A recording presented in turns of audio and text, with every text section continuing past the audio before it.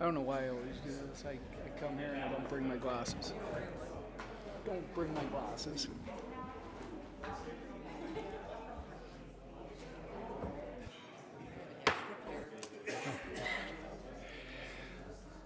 I'd like to call the Butte-Silver Council of Commissioners regular meeting for Wednesday, October 6, 2021 to order. Clerk, we have roll call. 11 present and 1 absent.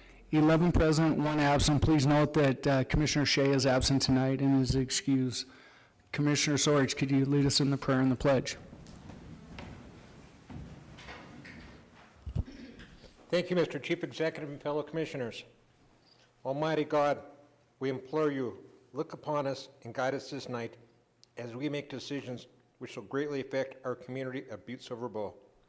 Direct our thoughts, words, and deeds so that we please you and best serve our fellow citizens. Amen. Our Father. Allegiance to the flag of the United States of America and to the republic for which it stands, one nation under God, indivisible, with liberty and justice for all.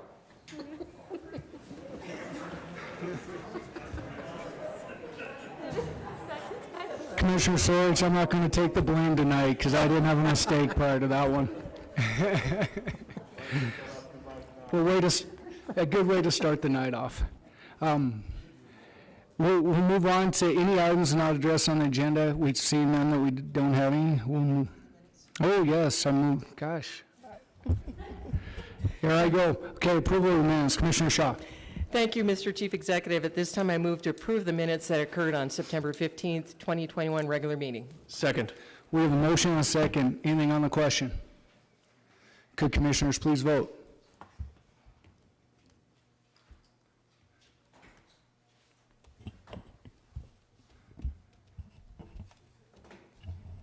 And would anyone like to change their vote? We have a couple still. Clerk, please record the vote. The votes are 11 yay, 0 nay. 11 yea, 0 nay, motion passes. Passing up the items not on the agenda, we do not have any, so we'll move on to the Chief Executive's report. Welcome back, everybody. We had a nice little 2-week hiatus. We didn't have the council meeting, so it's nice to be back. I understand that we had a real successful cleanup this last week, and I know that Allie Anderson came to us and talked to us about doing the different cleanups and down on Iron Street, and that they had a successful cleanup this last weekend with 4 roll-offs that were filled and another one that had a lot of metal and stuff in it. So I want to congratulate her on running a successful cleanup, and then we're going to work with her on some of the things that have gone on. We will continue to have the cleanup I know that Director Burns and Director Randall met today with Montana Tech about the cleanup that we're going to have going forward with Montana Tech. So a lot of activity to help with the issues that we've been having within the local neighborhoods, and I know that we continue, and the commissioners continue to get calls and things brought forward to them about what's happening within their neighborhoods. But know that we are addressing the things as they come up, and there's some things that go along with that, and the homeless issues that we're dealing with, the different blight that we have, and so we're looking through and dealing with all the different ordinances and what you can do in law with people that are homeless. So other things that are happening, last week I was up at the MACO conference, and that was a real productive meeting with many of the directors at the state. Mr. Cambridge and I attended those meetings. We were able to make a lot of connections there.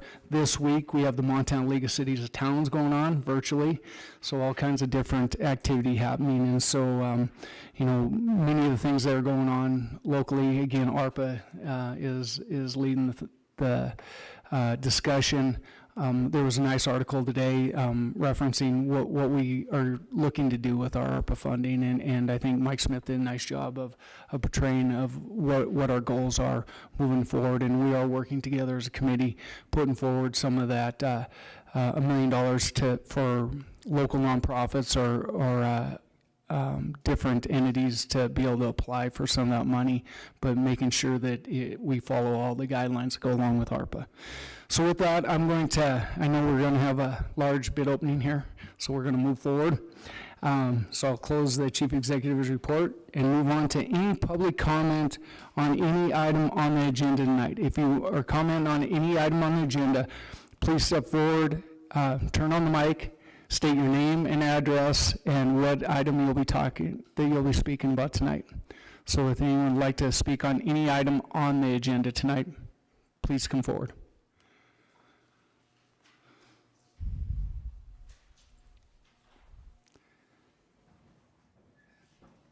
There's a little button right there that'll turn it on.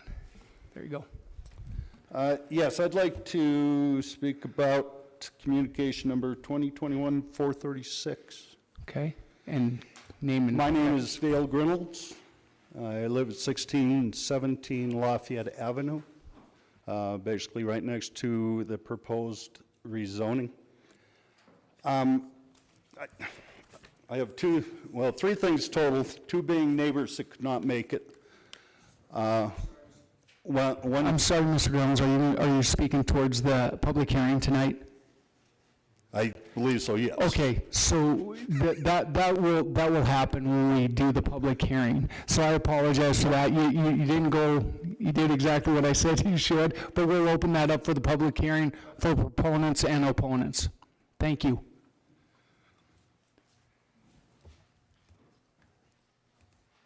All right, do we have anyone that has any items that are on the agenda other than the public hearing? And my apologies, Mr. Gramels, on that.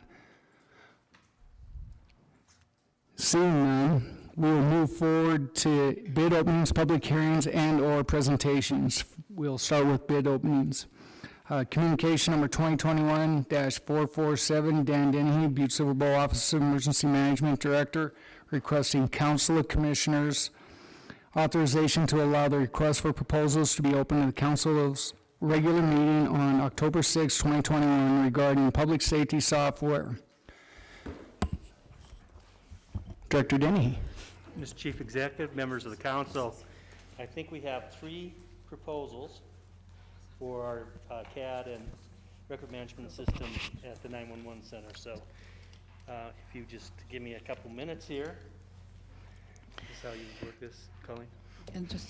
And Mr. Chief Executive? Yes. Just for the record, there was proof of publication, and it does appear to be in order. Thank you. County Attorney Joyce.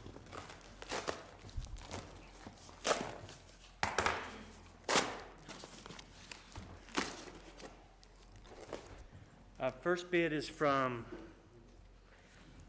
Smart Cop Incorporated.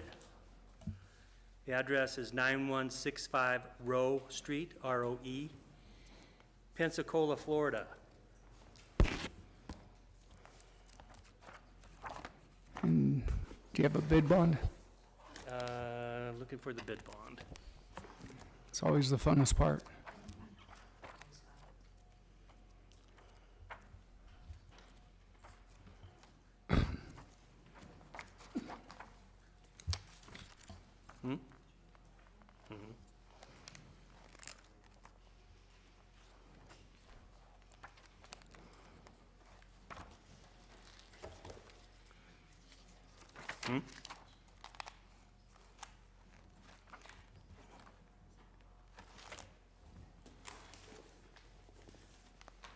Look like it.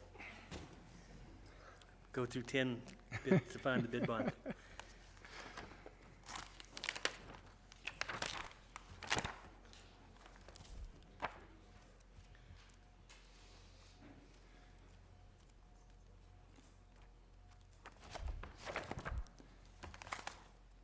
If they're all the same, you might be able to hand out another one for other people to help you look. Yeah.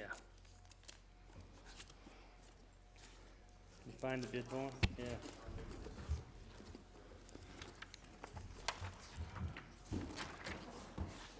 Aren't you glad I showed up?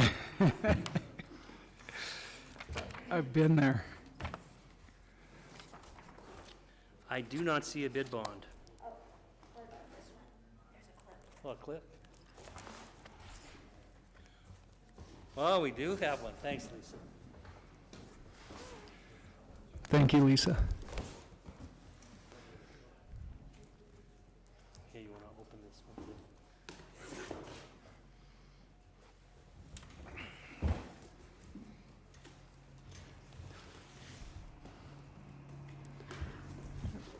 Mr. Chief Executive, there is a bid bond from a licensed surety company that does appear to be in order. Thank you, County Attorney Joyce. Thank you. Yeah, probably. I don't see any other. So the proposal is for, huh.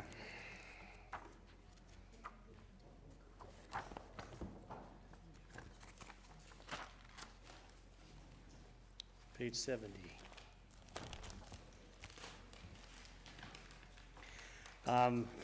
The total pricing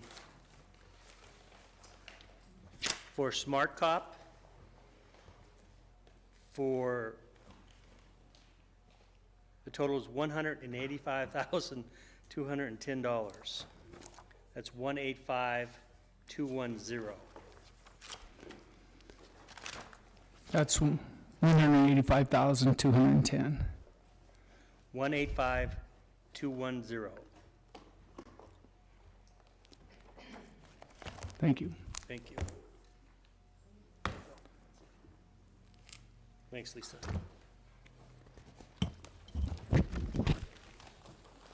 Does it appear to be in order?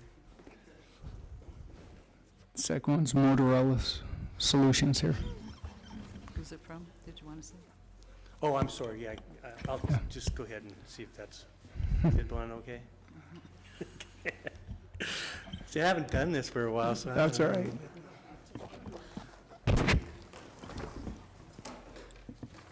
This bid is from Motorola Solutions. And there is a bid bond, Mr. Chief Executive, that does appear to be in order. Thank you, County Attorney Joyce. Motorola Solutions at 4625 Lake Park Boulevard, Salt Lake City, Utah.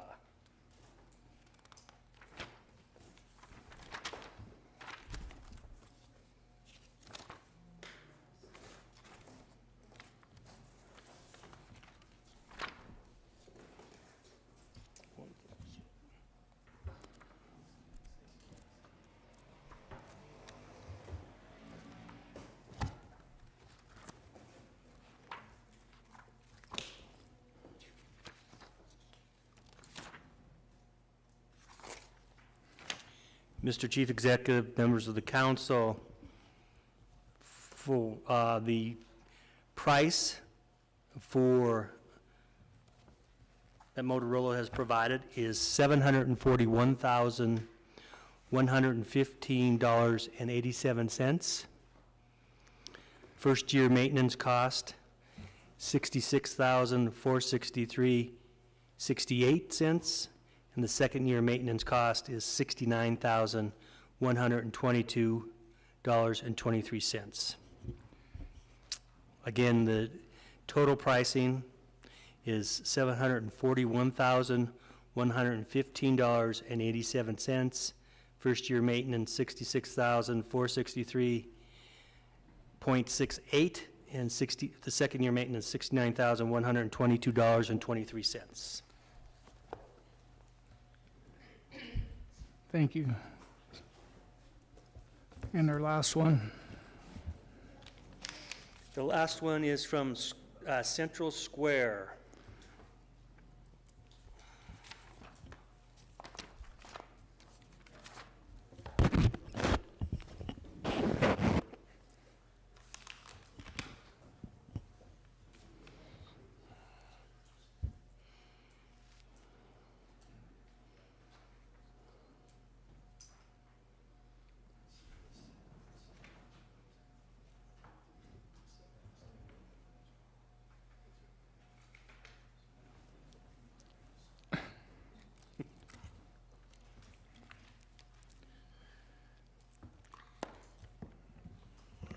Maybe if I put these on before I read them, it would be.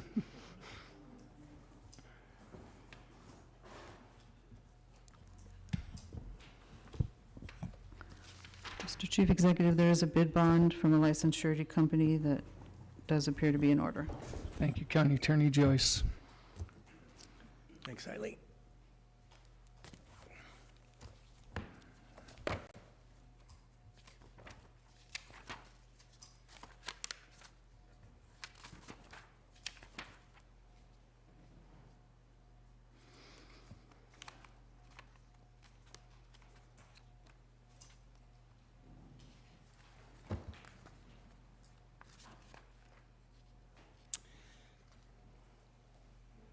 Mr. Chief Executive, members of the council, the pricing summary for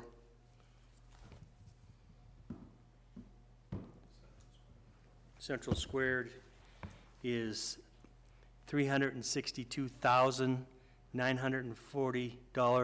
$362,940.14. First year maintenance is included in that price. Second year maintenance is $47,425.32. Okay. So that's $362,940.14 as the total bid price. First year included, second year maintenance is $47,425.35. That's correct, Mr. Chief Executive. Thank you. Is that the, That's the three bids that we received. okay? Commissioner Shaw? Thank you, Mr. Chief Executive. Director Dennehy, is there a particular place we want to send this back to? It be your department? Yes, we'll send it, if you don't mind, Okay. Cindy, is to send it back to the EOC and my department, and we'll have the 911 subcommittee of the LEPC review these and make a recommendation back to the chief executive and the council on which Okay. one that Thank we're you. looking at. Okay, I would, at this moment, I would move to send these bids back to the LEPC department to come back to this body with their recommendation. Second. We have a motion and a second to send back to the LPC body, and anything on the question? Commissioner Anderson? Thank you very much, Chief Executive. Mr. Dennehy,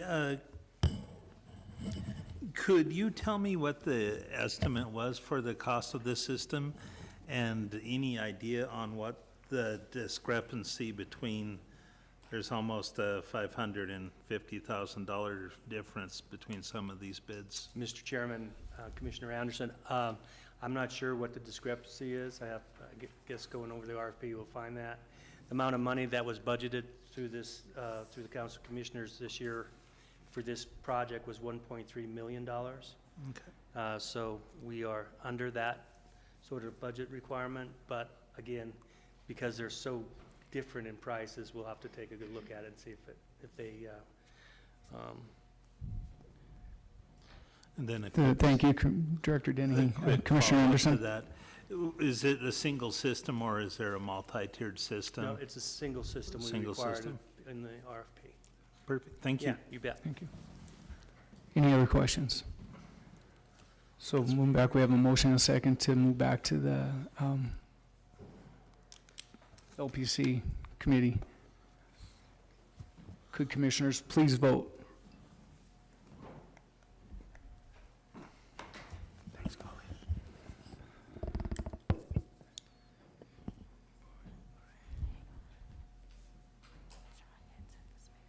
And would anyone like to change their vote? Clerk, please record the vote.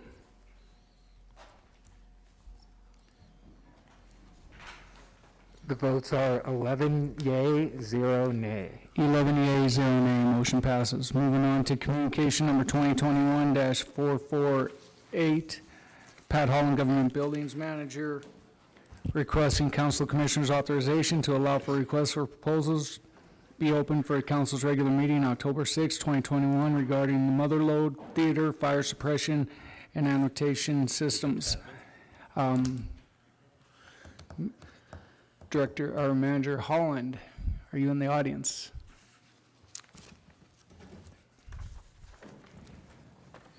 And I guess first, We Chief can- Executive I guess Gallagher. before we go on, I got to ask, did we have proof of publication for the county attorney? Mr. Chief Executive, yes, there was proof of publication, this bid opening, and it does appear to be in order. Thank you, County Attorney Joyce. Chief Executive Gallagher, members of the commission, we received no bids for the Motherlode fire system at this time. Okay. And do you have a follow-up of what the next steps would be? Well, we're exploring some avenues to go. This is the second time that this has been advertised and published. So right now, we're looking at avenues that we're going to take. We're not dropping a project by any means. We'll, if we go out to negotiate whatever we need to do to get this project done, that's where we're going. Thank you, Pat. Any questions of commissioners? Seeing none, Commissioner, is there any action that we should take on this? Okay, Commissioner Shaw.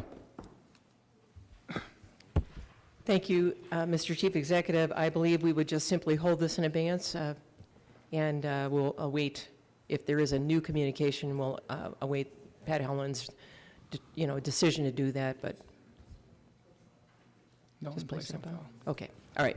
I've been advised by our county attorney that, and I agree, thinking about that. We'll just wait for something else to come along. So at this time, I would move to place communication 2021-448 on file. Second. We have a motion and a second to note and place on file. Anything on the question? Could commissioners please vote?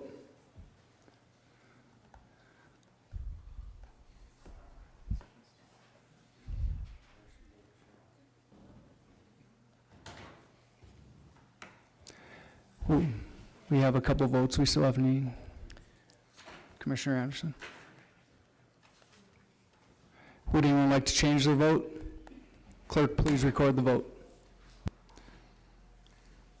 11 yeas, 0 nays. 11 yeas, 0 nay, motion passes. Moving on to public hearings, communication number 2021-436, Dylan Pipinich, System Planning Director, requesting council commissioners for their concurrence to hold the public hearing on September 22nd to hear public comment on zone change application, rezone 21-00003, note rescheduled to October 6th agenda. So, moving forward to public hearings, County Attorney Joyce, we have proof of publication. Mr. Chief Executive, we do have proof of publication. It does appear to be in order. Thank you, County Attorney Joyce. Director Pipinich. Thank you, Mr. Chief Executive, members of council. For the record, I'm Dylan Pipinich. I'm the planning director. And before you tonight, we have a zone change application, zone change 21-3. I have a brief presentation for everybody tonight.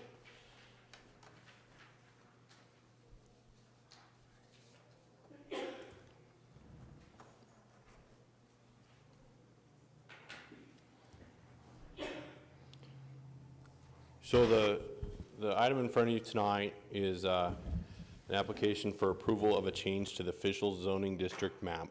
The zoning classification of area of land that is currently zoned R1 and a portion is zoned R2. That's single family and two family residence to change it to R3 multifamily residence. The applicants are Matt Nisler and Brown and Associates. This area of land consists of approximately 16.5 acres and is generally located between Grand Avenue and Argyle Street, east of Garfield Street and west of Continental Divide, or Continental Drive, sorry. It's Continental Divide too.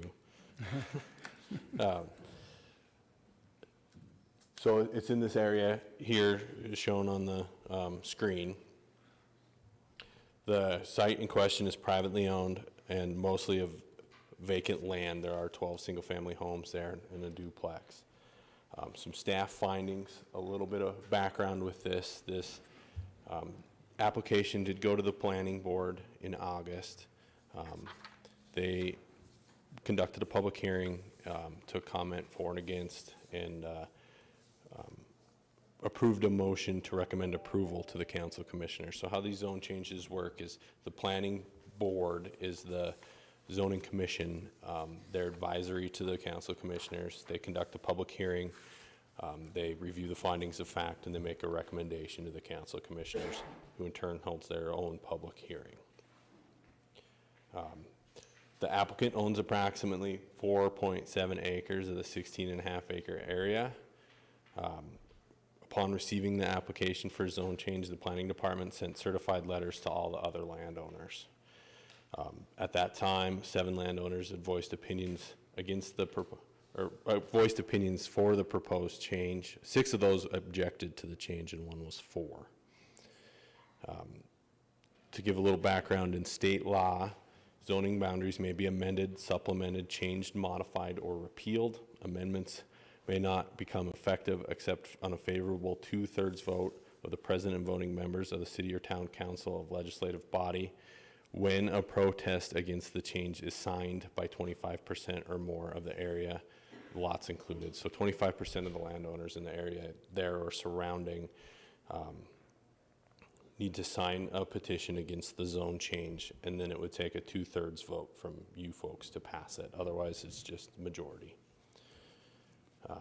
So there's, in our zoning ordinance, there's 14 review criteria to consider a zone change, and I'll go through those criteria. The first one is the new zoning designation in accordance with the comprehensive plan, which is the growth policy. We adopted the comprehensive plan in November last year, and if you remember, we went to a place type instead of a use type comprehensive plan. The place type for this area is traditional neighborhood. Traditional neighborhood place types serve residential needs of urban areas. The primary use of is generally single-family residential housing, but it does allow for some opportunity for higher density housing.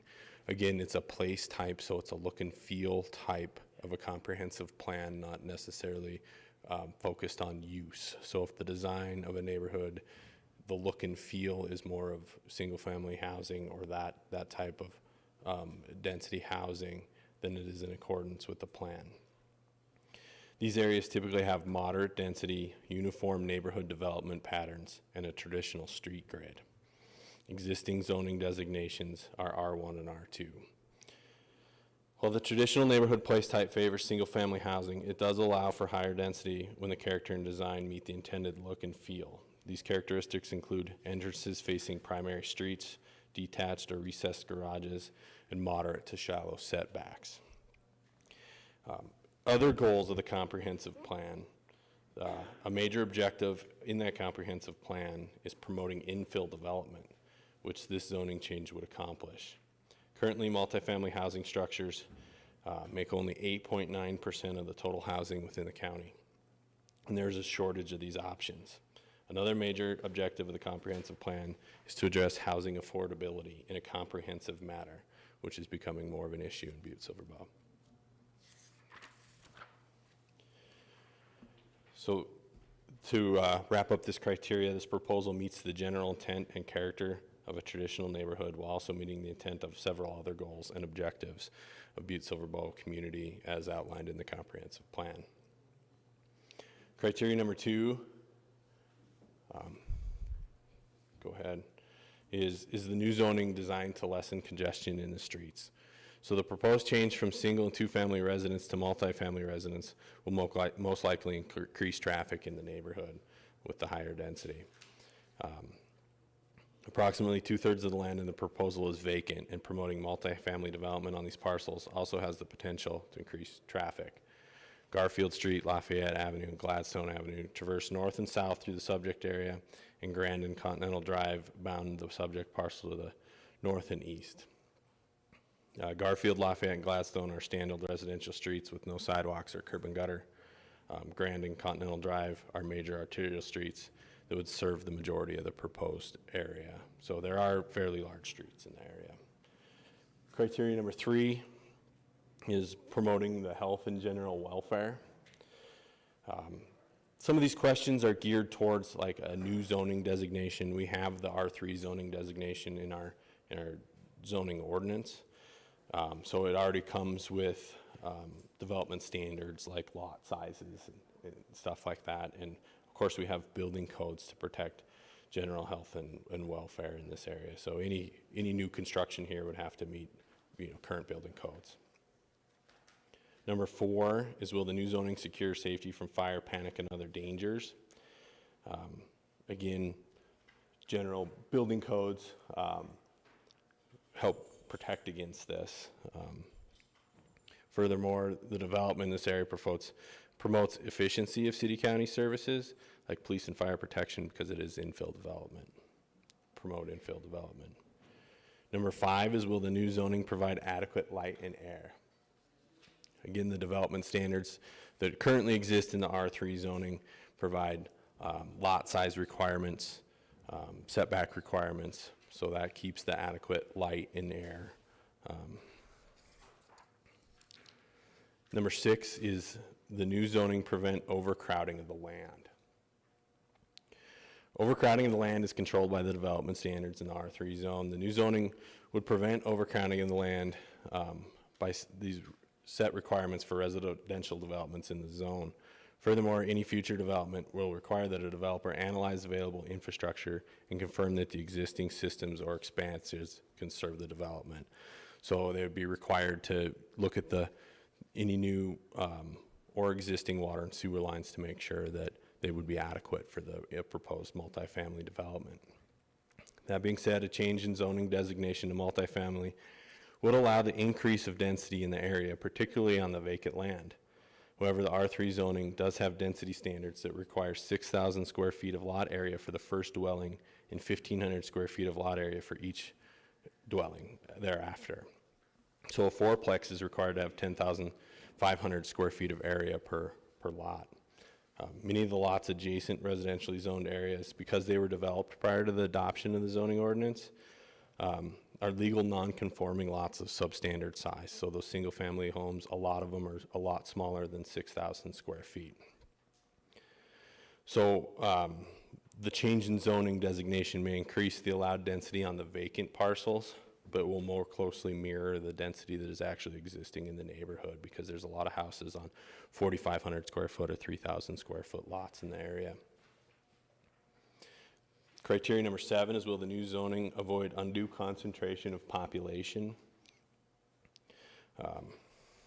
Again, the development standards of the R3 zone already exist. The proposal would be considered infill development. As I previously stated, the surrounding zoning designations of R1, R2, and R4 have development standards for lot and density control.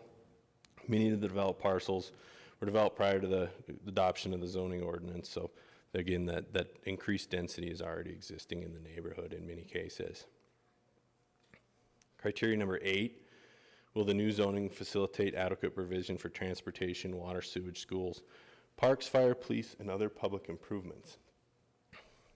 So dedicated streets, water, sewer, and other features of the public infrastructure are accessible to serve the area, but in some instances are only available to the exterior of many of the vacant parcels. Any improvements must meet Butte-Silver design standards.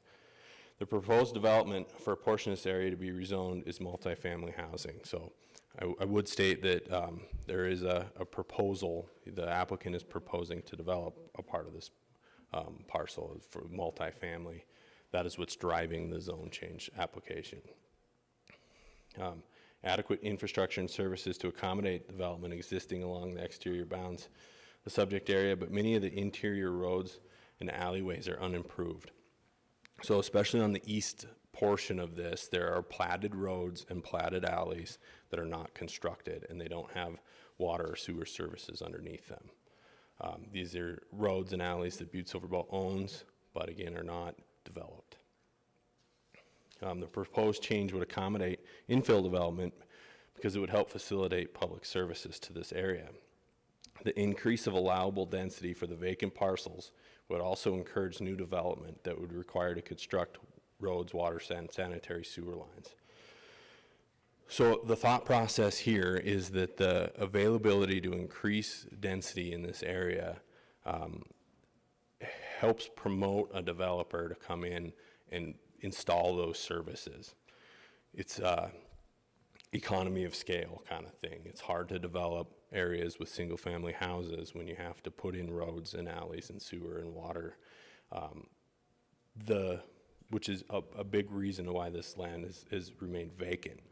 The increased in density to allow multifamily housing here would promote the ability to do that. And again, the zone change would support new development, whose tax contributions would support provision of schools, parks, fire and police protection to finish off that criteria. Criteria number 9 is, does the new zoning give reasonable consideration to the character of the district? So changing the zoning designation to R3 does give reasonable consideration to the character of the district. There are many existing multifamily developments in the area that have legal non-conforming use. There's been some single-family and two-family development recently, but the R3 zone also permits single-family and two-family developments. So the R3 zone allows you to build a single-family home, a two-family home, or a multifamily home or complex. The proposed change would not create any additional non-conforming uses. So those single-family homes that are there, they would not be viewed as non-conforming anymore. They still conform to the zoning ordinance. And the existing multifamily that were either permitted by use variance from the Zoning Board of Adjustment or were there prior to zoning would now become conforming. So in that regard, staff believes that it does give reasonable consideration to the character of the district, because it is very mixed use as far as residential down there, which is exactly what the R3 zone was designed for. Does the new zoning give reasonable consideration to particular suitability of the property for particular uses? So again, changing from R1 and R2 to R3 gives consideration for all types of residential development. It allows construction of single-family homes. It allows construction of two-family homes and multifamily complexes. It's probably it is our broadest residential zone that allows a multitude of uses, and that's what is existing down there. Number 11 was the new zoning adopted with a view of conserving the value of buildings? To look at this, as I just said, it doesn't create any non-conforming uses. So it doesn't change any of the existing construction that's down there and then have it be non-conforming now. This zoning designation allows the single-family homes to remain and be permitted uses in the zone. Number 12, will the new zoning encourage the most appropriate use of land throughout such county or municipal area?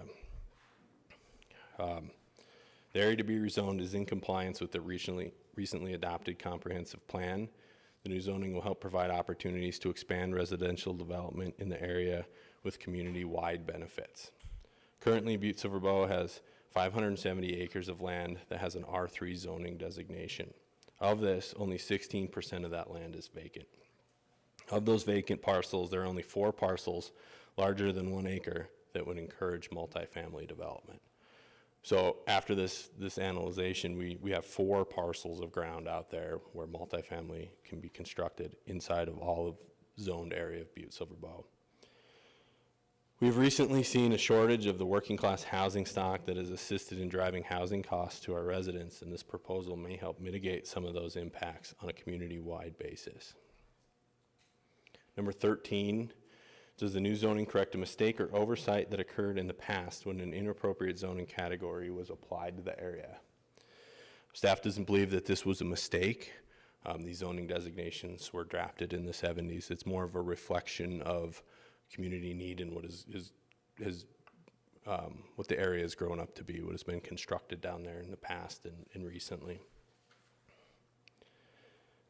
And number 14, will the new zoning better reflect the current situation in the area or neighborhood, because since the original zoning was adopted, the area has changed significantly. Staff does believe that the R3 zone better reflects the current character. There's been several types of residential development in the area. There's been single-family homes, duplexes. There's been some multifamily housing complexes constructed in the recent past. Again, all that is permitted by the R3 zone. The R3 zoning district This would create uniformity in development in the remaining acres of vacant land, and that's the goal of zoning, is uniformity in that development. So that's the 14 criteria. Based on that, staff does believe that it meets the 14 criteria. I'd welcome any questions from council. Thank you, Director Pipinich. Commissioner Sorge. Thank you, Mr. Chief Executive. Thank you, Mr. Pipinich. As everybody knows, that is my district. I'm District 4. You know, I don't have any connections. I don't have any, other than I'm the commissioner of the area. You know, I don't stand any kind of financial gain. I don't have any family. I don't have anybody. But I have received phone calls. I've received emails multiple times from different people. So I believe I have a duty to my constituents to ask the questions to make sure it's fair and equitable, as you stated at the very end of that. Mm-hmm. So I got some questions. One of my questions, I guess I'm a little bit confused on still how it's consistent with the traditional neighborhood place type. As future land place type, it said duplexes or triplexes were to be used. They're probably going to be fourplexes or larger on some of these. So there's a question there. My big concern is traffic. Your traffic, you really didn't say what's going to be done with traffic. You said there's some large streets. They got traffic problems down there now. It's an issue down there now.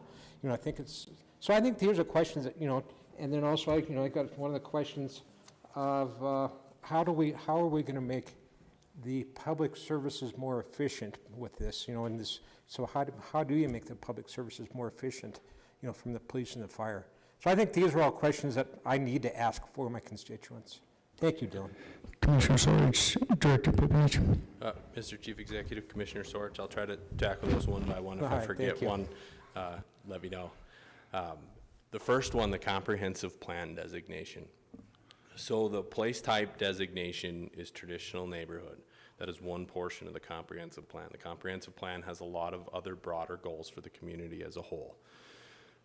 As I stated, when we adopted the comprehensive plan, we moved towards what's called a place type, and it's guiding more towards form-based zoning, to where you don't focus on use. It's look and feel of neighborhoods, because at the end, does it matter what's going on inside if the look and feel of the neighborhood is consistent?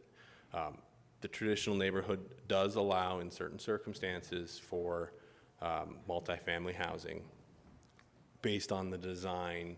And when I say design, I don't necessarily mean design of the homes.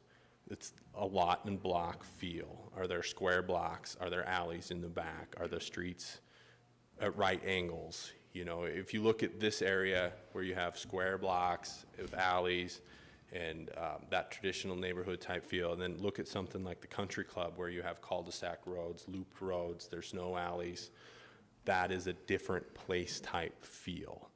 So when we're looking at the comprehensive plan, this area is already platted out in those square block lot type areas. So something like the country club isn't a traditional neighborhood. It doesn't have those square blocks, sidewalk, curb and gutter, alleys, where you pick up garbage. So that is the traditional neighborhood. This area is already platted like that. So any development would have to keep those Butte-Silver roads, those Butte-Silver alleys, and that look and feel. So that's why that meets the traditional neighborhood portion of the comprehensive plan. And when you look at all the other goals and objectives in the comprehensive plan, as far as trying to help affordable housing or working class housing, trying to get a more diverse housing structure in our community. Like I said, we don't have a lot of R3 left. Most of our multifamily development has been in commercial zones, but also allows R3. So these multifamily complexes are utilizing some of our good commercial zoned ground that's a block or two off Harrison Avenue. And as a community, I think we want to move those towards,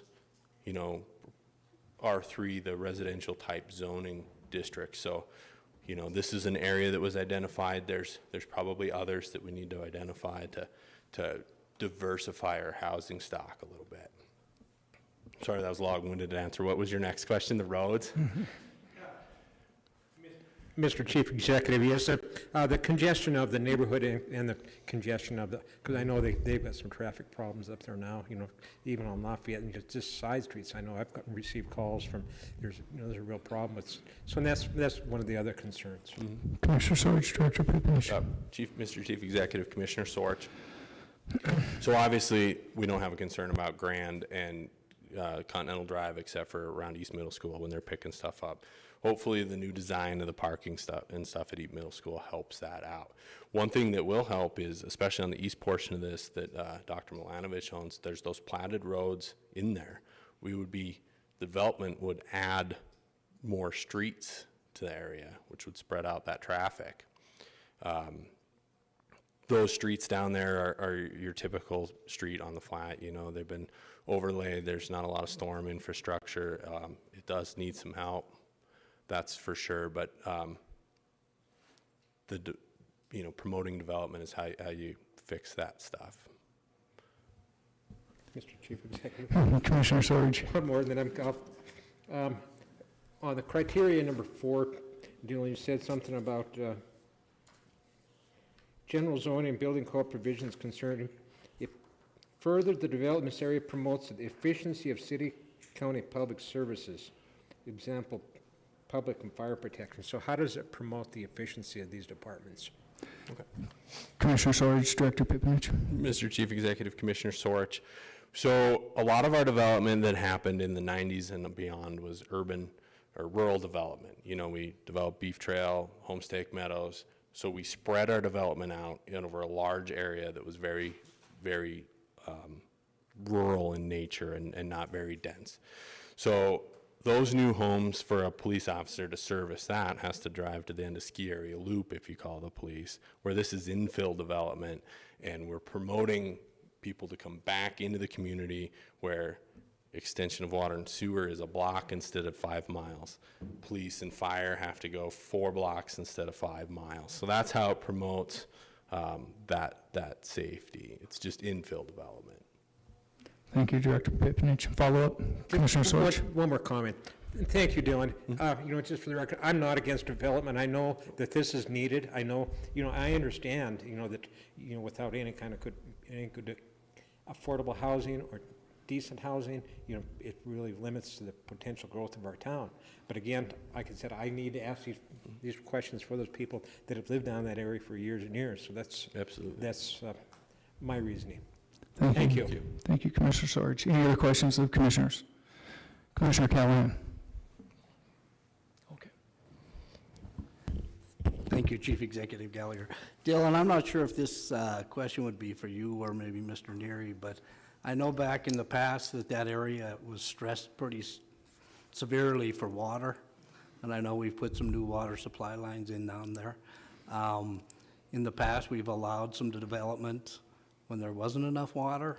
Are we making sure this time that the development won't put us back in those kind of stresses or whatever to make sure that the people there don't have shortages of water again? Commissioner Callahan, Director Pipinich. Mr. Chief Executive, Commissioner Callahan. So that's actually the goal of promoting development in this comprehensive type manner. When we look at one house here or one house there on these platted lots and they just hook up service lines, and you don't really are able to track the usage of that. But in multifamily developments like the applicant is proposing or something, it's up to them to prove that there's enough municipal services there to handle that. And if they can't, then they got to fix it. Thank you, Director Pipinich. Commissioner Reardon. Thank you, Chief Executive Gallagher. Mr. Pipinich. My question to you is basically, I am familiar with the area and all that, and there's been some development down there already. And is that through the R3 zoning procedure that we're talking about tonight? If I remember, there's some fourplexes in there and all that would be toward Continental Drive and all that. Is that zoned R3 already too? Commissioner Reardon, Director Pipinich. Mr. Chief Executive, Commissioner Reardon, no, it's not. So those multifamily complexes were originally permitted by use variance through the Zoning Board of Adjustment. We've taken a different approach that does not promote development on a comprehensive manner. That looks at one development and one development only. In most cases, if it's prime for a use variance, the zoning designation should be changed. So this is the proper method. There's different criteria. The criteria for a use variance looks at hardship. You know, can this land be used for permitted uses in the zone? Is it in the spirit of the ordinance? Things like that. The criteria that we are looking at now is more of a community benefit type criteria. Is this needed in the community?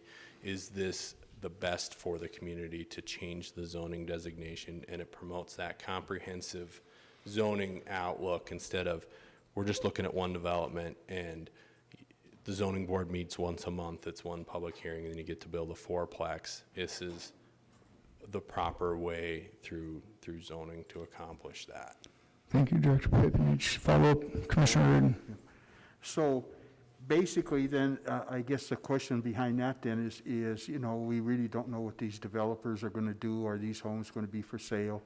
Are we going to have fourplexes on these smaller plats that are going to be rentals and all that stuff? I think there's a lot somewhat to consider when planning these plats and all that. Like I said, I'm a Butte guy. I know we're getting some people in and all that stuff, but I think that, you know, we gotta make it right. You know, that's always before it's done. And I credit you. I know where you're at, and you're doing one hell of a job.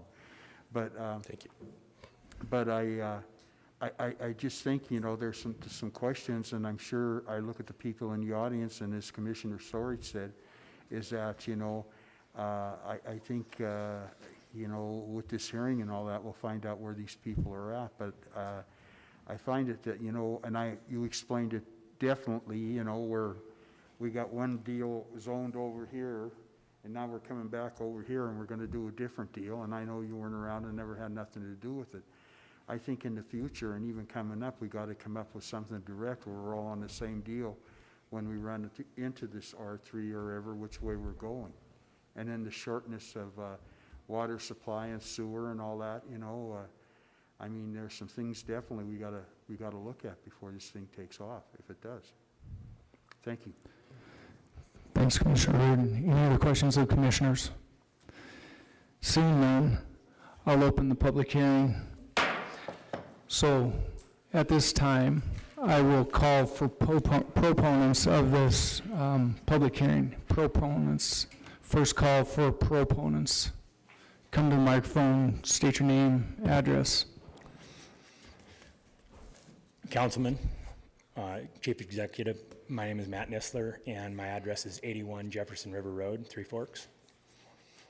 I'm here to answer any questions. Dylan did a wonderful job presenting the application.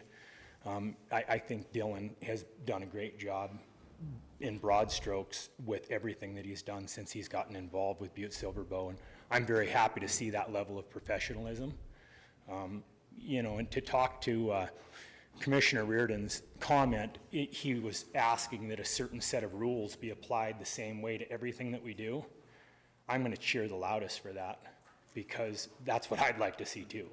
And you can't blame Dylan for that because Dylan wasn't here when that happened and we were following a set of rules that wasn't maybe perfected at that time. So I think everybody wants to see that, and now we're following a new set of rules that Dylan's enforcing and making sure that proper community planning is put in place, and that's going to be to the benefit of everybody in Butte. Chad Ball is here from Brown Engineering, and he can answer any engineering questions that you have, but I think that a couple key points that Dylan hit on is that we've been cannibalizing prime commercial property for the use of housing units in the city of Butte, and that's going to bite Butte long term. It's going to cause problems for the economic growth of this town, period. And so when we're doing that, that's not proper land use. And real estate really evolves around the highest and best use of any property. And so a prime example of that is the commercial property behind the Copper King that we're doing a very large apartment project on right now. And that's all commercial. And so we had to go through certain land use designation changes in order to allow the use that we're doing on that. But it's very restrictive. And there, to back up what Dylan said, we're cannibalizing a component that could be used in a more efficient economic fashion in the future. So something to note. this area here, I don't know if you've seen the map of the area that we're rezoning, but there's, like Dylan said, 16 acres, and there's right now 26 and 10. There's 36 dwelling units on that property. 10 of them are single-family residential. 26 of them are apartment units already. In fourplex configuration, there's 24 units, and in duplex configuration, there's 2 units. So the lion's share of the property use in that area is already fallen under this designation, this R3 designation, under past zoning variances. We do have the ability to build multifamily. I mean, some people that may come up and talk in opposition to this may identify that we can't build multifamily there, and that's just incorrect. It's currently zoned to allow us to build duplexes. So the multifamily component is not in question. What's in question is the density of that multifamily component. So, you know, as you look at land use, the more density that you can get in an area, the more of an advantage it is to the taxpayers of any tax base, because it doesn't tax the system, but it provides more revenue and it provides more resource for that system.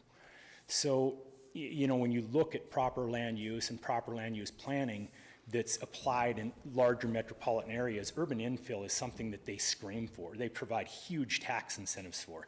They try to draw investors to provide that type of a resource to their community. And, you know, to have to come up here and make an argument for that type of application is a little bit unrewarding from my perspective, because from a land use perspective, these people really, really, really want to see that happen in areas that they put more energy into designing the land use of those areas. We all know that Butte has a housing shortage. All of Montana, western Montana has a housing shortage right now. We're all experiencing either the benefits of that or the problems associated with that. Everybody looks at that a little bit differently. It's great to see that the demand is here in Butte. I'm excited to be a part of that supply chain that can provide supply to the end user, and I am excited to be a part of Butte and hopefully continue to provide a resource in the housing area. So I'm happy to answer any questions, and Chad's happy to answer any engineering questions. Thank you, Mr. Missler. Is there any other proponents? I don't know if we can ask questions of you, so we can't have you up here to answer questions, but we can call for any other proponents. Thank you very much. Thank you. Any other proponents that would like to speak today? Second call for proponents. Third and final call for proponents. I'll open it up for opponents. First call for opponents. Now, Mr. Reynolds, we got you. Thank you, Chief Executive Gallagher, Council of Commissioners. My name is Dale Reynolds. I live at 1617 Lafayette. The back of my house is directly facing towards East Junior High. Beautiful sunset tonight. I'm looking at it over the computer, and then it dawns on me. In a year from now, I'm not going to have that. I've seen the plan of 15 fourplexes to be built between East Junior High and Lafayette, okay? So that's 60 family apartments, which Butte does need, and I'm for the growth, you know, anything we can have. Problem is, East Junior High with 7th and 8th graders, 9 months out of the year, I'll tell you, I do not leave my house between 8 and 8:30, and I don't come up Grand between 2:45 and 3:15. It is just absolutely a nightmare as far as traffic goes. My wife and I, we bought our house October of 1994, 27 years. We always knew there was going to be houses built there. We expected houses to be built there. We welcomed houses to be built there. We didn't welcome fourplexes being built there. It changes the whole dynamics of at least everybody that is on the west side of Lafayette Street. I mean, we lose everything looking to the west. It's a sad state of affairs when we look at, oh, well, we can put in 60 families here. I don't know the tax base for a fourplex. I know that I pay, roughly $4,000 a year for my house, which is one. And I know they could put at least probably 10 or 15 houses within the lot that they're looking at if it's plotted correctly. That's a lot of money revenue if that's what we're looking at also with that part. The biggest thing is I also have two neighbors. One is in quarantine. I won't tell you what for, but it starts with the C and ends with the 19, okay, which we're all dealing with all the time. But anyway, Rosemary Hayes, she lives at 1609 Lafayette. Her biggest concern, not only the height of the fourplexes, but she happens to be on the north end of Lafayette, right before the stop sign. So basically, she's going to be completely surrounded 3 different directions with streets, because they'll have to put in a new one within that lot behind us. So her perspective, she's going to not only have no sunsets to look at, but she's also going to have the increased traffic at night and during the day, front, back, and on the sides. And then I have a letter here that Mr. Michael Ritz asked me if I'd read. I'm going to read it in his words so you know that it's truthfully from him. It says, "Hello, I am Michael Ritz, and I live at 1616 Lafayette Avenue, Butte, Montana. My wife, Debbie, and I would like to express our opposition to zone change application, RE Zone 21, all the zeros plus the 3. We believe the current zoning classification of R1 and R2 is best for the surrounding neighborhood in the city of Butte. Thank you for your time and consideration." He lives directly across the street from me. He just bought the house. Matter of fact, he closed at the end of August. The gentleman that lived there before told my wife, once they put the fourplexes to the east of his house, he couldn't even see the Continental Divide anymore. He always had a view of it, of the mountains, could see the lady from his yard.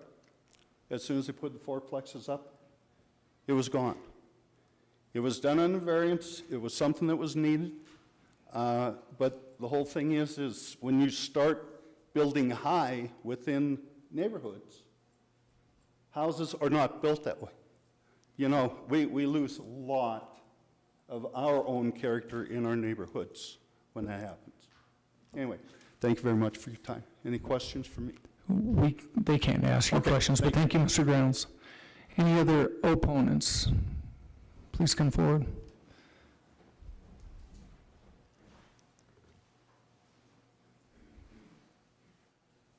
Mr. Chief Executive, Commissioners, my name is William Fogarty. I live at 1621 Lafayette, and I'm within the proposed rezoning area. My concerns are similar to what Mr. Reynolds mentioned, view shed, increase in traffic in the neighborhood, and my wife and I chose to invest in this property 20 years ago. We raised a family there, and the character of the neighborhood that's why we live there. That's why we've been there for 20 years. So I'm speaking in opposition of the proposed zoning change. Thank you. Thank you, Mr. Fogarty. Any other opponents that would like to come forward and speak? Second call for opponents. Third and final call for opponents. We'll close the public hearing. We don't take any action on this, do we? Okay. Moving on to Section 2, consent agenda. Committee reports A1 through 4 and communications B1 through 27. Do we have any friendly amendments or segregations? Commissioner Fortune. Can I segregate number 11? Number 11. That's communication number 2021-485. Any other segregations? Commissioner Fisher. Thank you, Chief Executive Gallagher. I would like to segregate Communication 14, 2021, 488. That's Communication 2021-488. Thank you. Any other friendly amendments or segregations? Commissioner O'Neill. Thank you, Mr. Chief Executive. I'd like to segregate Communication number 5. Okay, that is Communication number 5, number 2021-479. Any other segregations? Seeing none, Commissioner Shaw. Thank you, Mr. Chief Executive. At this time, I move to approve consent agenda, the Section 2 consent agenda A 1 through 4 and B 1 through 27, with the exception of item 5, 2021-479, item 11, 2021-485, and 14, 2021-488. Second. We have a motion and a second. Anything on the question? Could commissioners please vote?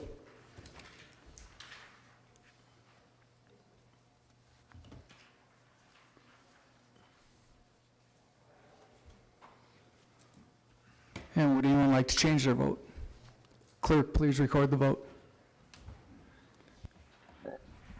11 yeas, 0 nays. 11 yeas, 0 nay, motion passes. Moving to communication number 2021-479, Ed Randall, Community Enrichment Director, requesting Council Commissioners concurrence and authorization for Chief Executive J.P. Gallagher to sign fiscal year 2022 junk motor vehicle graveyard grant. The full amount of the grant is $62,169.80. Commissioner O'Neill. Thank you, Mr. Chief Executive. Obviously, it's a big highlight of my life right now is to make sure we can get all the junk vehicles off the streets and a place for them. Obviously, I have a good idea where the grant is. I guess I need to talk to Ed about it or come. I guess last week I was under the impression that we were kind of full. We were kind of tapped out of where we're going to put the junk vehicles. I'd like a breakdown of this money and how it works, and I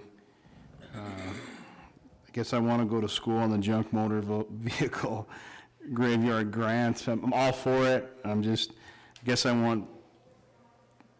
I don't know. I want an education. I want to know what's going on.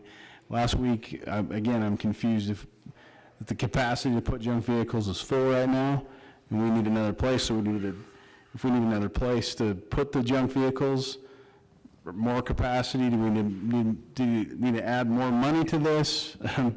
Thank you. Thanks, Commissioner O'Neill. I can speak to that a little bit. This is a grant that is being awarded to Butte-Silver for junk motor vehicles, so that it's not us adding money. And I think that I could have Finance and Budget Director Gleason speak to this a little bit. So, Chief Executive Gallagher, Commissioners, Commissioner O'Neill, for the record, Danette Gleason, the Finance and Budget Director. So this is, like Chief Executive Gallagher was mentioning, it's a grant from DEQ for the junk vehicle program. It has a lot of explicit requirements of how the funds can be used in junk vehicle. And I think that Community Enrichment Director Ed Randall is going to do a presentation, because I think there needs to be a lot of clarification on what is junk vehicle and the rules and ordinances and our grant funding for junk vehicle versus abandoned vehicle. There's two different programs that go side by side there, and there's different requirements of when certain items or certain vehicles can be towed, how they can be towed, and how the different pots of money can be used. So first, in short, tonight before Commissioner Randall comes before you and does Community Enrichment Director Randall comes before you to do a presentation on that. If you look in your budget book and you look under Fund 2830, that's the junk vehicle program, you'll see how these funds are appropriated and approved in the budget process. And then there's also if any excess funds during the year remain, which there's always very little, but over the years, we can keep some of those funds. If it's $100 or $200 and we can transfer it to a junk vehicle capital account, that fund is $4,300. And then those funds can build up to buy equipment later on to help with the program. But I do believe that Community Enrichment Director Ed Randall is going to come and explain the difference between the different programs and the program funding. We've been working a little bit together on the budgets, and I've been giving him some information to prepare for that presentation. Thank you, Director Gleason. Thank you for that clarification. Does that answer your question? Thank you. Any other questions on this? So would you like to make a motion? Yes, thank you, Mr. Chief Executive. Mr. Chief Executive. At this time, I'd like to place communication number 2021-47, concur and place on file. We have a motion and a second to concur and place on file. Anything on the question? Could commissioners please vote?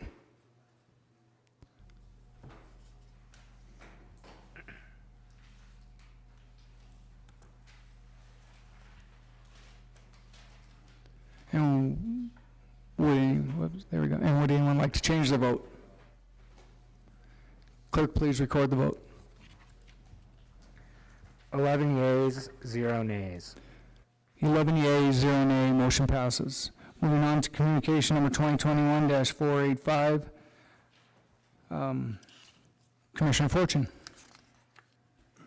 I guess my first question is, it looks like there's like another building that you guys are getting, is that right?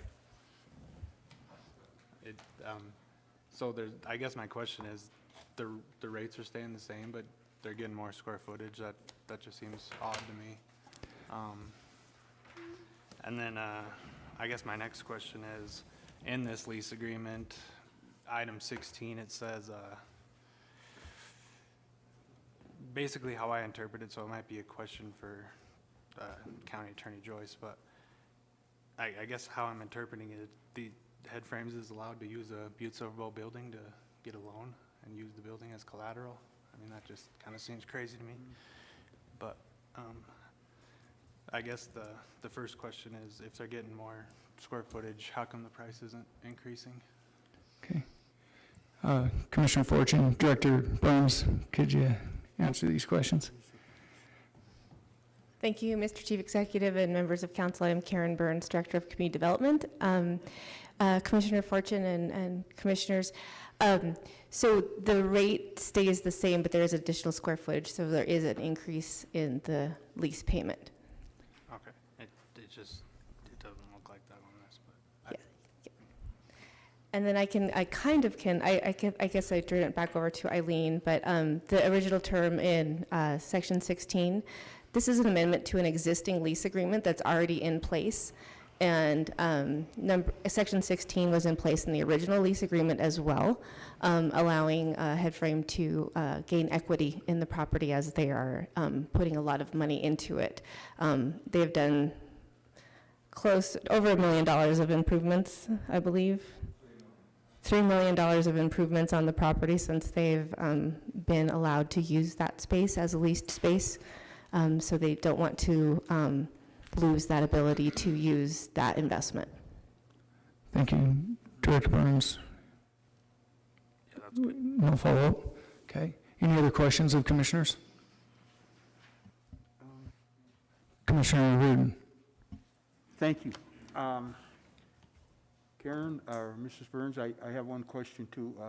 We're dealing with a couple of these lease agreements and all that, and I mean, basically, a business in Butte and all that, Butte-Silver doesn't lease out a bunch of places and all that, and I'm really happy to have the distillery around. They're a fine group of people to have here and all that. But, you know, I guess what troubles me and all that stuff is here's the county owns the property, and if I'm correct, they can use, I get the equipment and all that, why don't they just buy the property outright? Commissioner Reardon, Director Burns. Thank you, Mr. Chief Executive and Commissioner Reardon and the Commission. So the original proposal a few years ago was for that exact thing to happen. Right. We have not progressed towards that right now. Butte-Silver continues to work with Headframe on those negotiations and the complexities that surround that. And I won't take a bunch of time to go into those, but Butte-Silver Bow is in the process of trying to figure out our operations, where they're best located, how we can relocate. And we've got a great relationship now working together on this structure and this amazing asset of this building that we do have. And so I think that, I don't want to misspeak for anyone else that's involved in these conversations, but I think our ultimate goal would be for that to happen at some point. And I'm not sure when that point is going to be, but it has to be right for all parties. So I know that's a squishy answer, but we're working towards it. All right, thank you. Thank you, Director Burns. Commissioner Shaw. Thank you, Mr. Chief Executive. This is, like looking back in time. I remember when this all started out, and I do believe that Courtney and John own a portion of land that is near that, or possibly none of it at all. But I knew that there was a design concept of an area that would just make that whole the head frame and the outbuildings and everything else to be a destination. I'm just call it that. So. And I know that had not happened. In the meantime, they had an operation that required a building with a very high ceiling, I'll just say. And so I understand that we did that on a lease basis, and that there have been improvements. So it's in my district. I didn't have any problem with this particular request, just so on the record. Thanks. Thanks, Commissioner Shaw. And I'll add onto this a little bit that we still have operations that are operating out of the Kelly warehouse up there. That's where our Superfund maintenance division operates out of. The weeds still has some things in there, and we are working to see how we can facilitate those, possibly other locations and stuff, and to best utilize this that would work together in partnership with Headframes as we go along here. We're not, I can assure you that we know the investment that we have up there, and we will work diligently to make sure that it's fair for all parties as we move forward. But currently, we still have operations up there, and that's why we're staying in this lease agreement currently. Any other questions of commissioners? Commissioner Fortune, would you like to make a motion?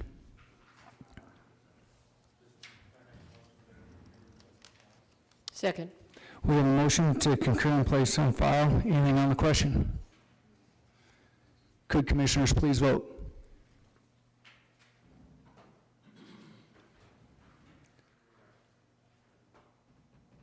Would anyone like to change their vote? Clerk, please record the vote.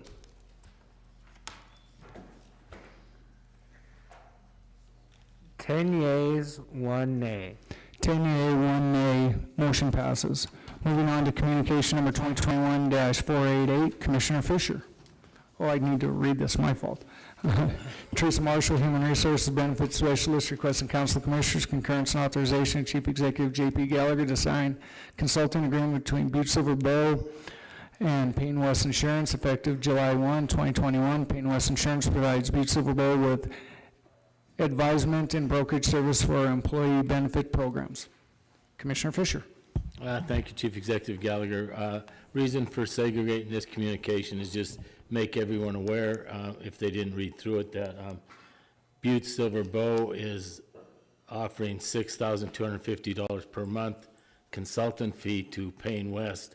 And in consultation with Director Neary, she explained it to me a little better. So I understand it, but when you think about it, that's almost $100,000 a year in consulting fees. And I mean, I know it went to our local insurance committee and they probably approved it, but I have a tough time dealing with that kind of stuff, and I just want to make everyone aware that that was taking place. So with that being said, I have no problem concurring place on file. Communication 2021-488. Thank you. Commissioner Shaw. I'll wait till the question. Okay. I'm sorry, I apologize. Okay. We have a motion and a second. Anything on the question? Commissioner Shaw. Thank you, Mr. Chief Executive. I would like to ask Leslie Clark, actually, she's the one that is the director of this particular thing, and maybe you could just enlighten us. I don't want to, I'm nothing against what Commissioner Fisher said, but I think we might want to hear the details. Thank you. Commissioner Shaw. Director Please. Thank you, Mr. Chief Executive, Commissioners, and Commissioner Fisher. Thank you for that question. It's definitely a good question to ask. We do contract out with Payne West, and they offer a variety of services for us. For the most part, we use them for all of our negotiations of contracts out there. They do have all the connections with the third-party administrators, the insurance companies themselves, and they represent a large group of employers throughout the state of Montana, including here in Butte. They definitely have the expertise and the connections to negotiate for us the best contracts that we can possibly provide for our employees. In addition to all of the negotiations and going out for bid and that type of work, they work with us to put our plans together and finalize them, as well as put together and present all of our education to our employees. Other areas that they provide, in the past, Butte-Silver Bow used a gentleman by the name of Mike Young, and I'm sure Mr. Young provided a great service for Butte-Silver Bow and his clients. The reason we went with Payne West was because of their broad range of expertise that they could provide to us. They were more than just a one-person show. So they work with us on all of our compliance issues, all of our reporting issues. They have legal staff, and they have an actuarial staff that help us negotiate all of those curves and cliffs involved with the benefits, especially health insurance. Also reporting. There is a large number of reporting that is required to be done. Not so much on the government side as there is for private sector employees, but there is still a fair amount of employment reporting for that. The other project or program that they provide for us is our employee well-being program. And I don't know how many of you have been involved in that, but our well-being program has really started to kick up. And we're getting a lot of participation in that. They help us with all of the data and everything that is part of that program, putting together all of the biometric screening through St. James Hospital, recommending areas of improvement that we can, based on that screening, if we have a high level of people with, diabetes or overweight or whatever, they work with us to put those programs together. And our well-being program has greatly increased over the last 2 years. So those are just some of the things that they provide for us. Thank you, Director Clark. So we have a motion and a second. Any other questions? Could commissioners please vote?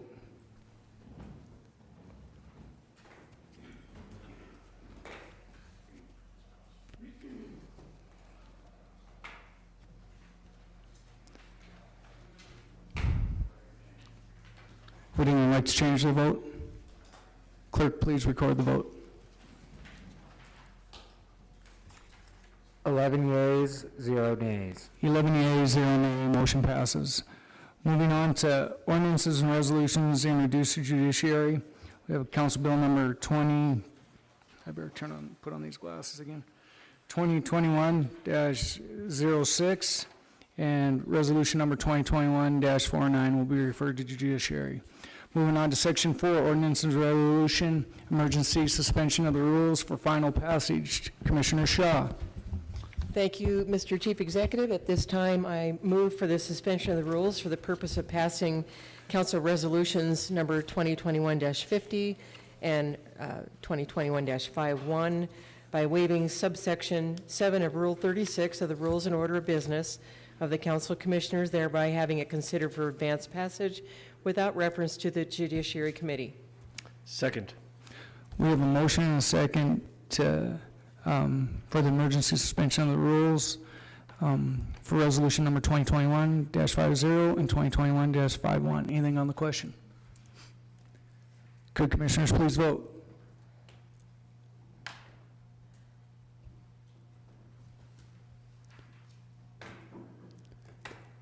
All right, I did it.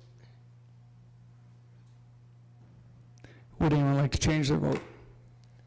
Clerk, please record the vote.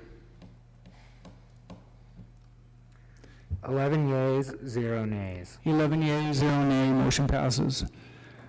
Moving back to resolution number 2021-50. Clerk, Clerk, please read the caption. Resolution number 2021-50, a resolution authorizing the submission of an application with the Department of Commerce of the State of Montana for a Montana Community Development Block Grant-CV program.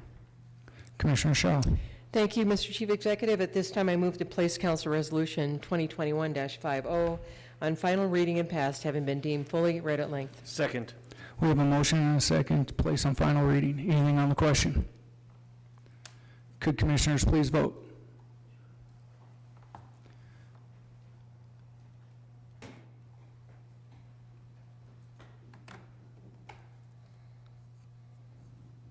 Commissioner Sorchon, there we go. And would anyone like to change their vote? Clerk, please record the vote. 11 yeas, 0 nays. 11 yeas, 0 nay, motion passes. Moving on to resolution number 2021-51. Clerk, please read the caption. Resolution number 2021-51, a resolution authorizing the submission of an application with the Department of Commerce of the State of Montana for a Montana Community Development Block Grant-CV program. Commissioner Shaw. Thank you, Mr. Chief Executive. I would move to place Council Resolution 2021-51 on final reading and passed, having been deemed fully read at length. Second. We have a motion and a second to place on final reading. Anything on the question? Could commissioners please vote?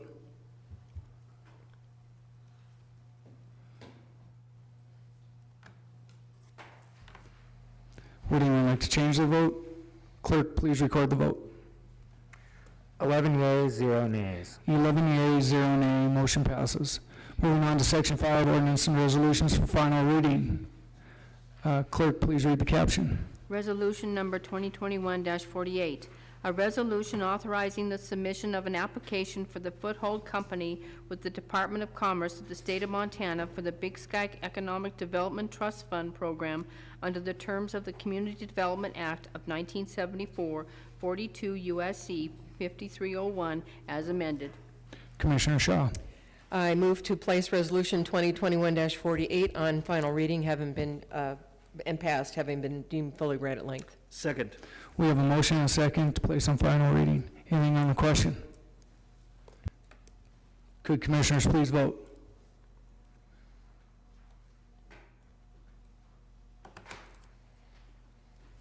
Would anyone like to change their vote? Clerk, please record the vote. 11 yeas, 0 nays. 11 yeas, 0 nay, motion passes. Moving on to, please note, do we have any public comment, any item that is not on the agenda tonight? Seeing none, we'll move on to the calendar of meetings and other events. Please note all the different board meetings that are on the calendar. And so moving on, Commissioner Anderson. Did we miss section 5? We just did it. We did the 2 resolutions. And we did the resolution on for final reading. We just did it. Okay. Yeah. I'm half asleep. That's okay. That's all right. So I would entertain a motion to adjourn. I move to adjourn. We have a motion and a second. All in favor, say aye. Aye. Opposed? Have a great night, everybody.